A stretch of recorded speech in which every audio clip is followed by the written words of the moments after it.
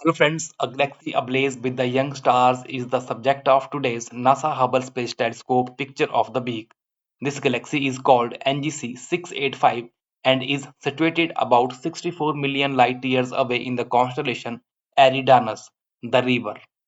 NGC 685 is classified as a barred spiral galaxy because its feathery spiral arms sprout from the end of a bar of stars at the galaxy's center.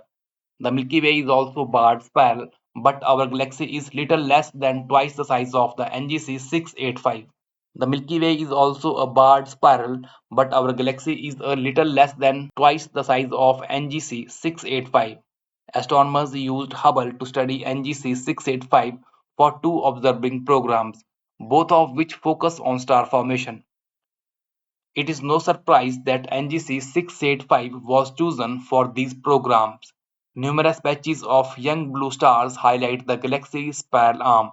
Many of these star clusters are cocooned in pink gas clouds, which are called H2 regions. An H2 region is a gas clouds that glow for a short time when particularly hot and the massive stars are born. An especially eye-catching H2 region peek out at the bottom edge of the image. Despite the dozen of star-forming regions evident in this image, NGC 685 convert an amount of gas equivalent to less than half the mass of the Sun into stars each year.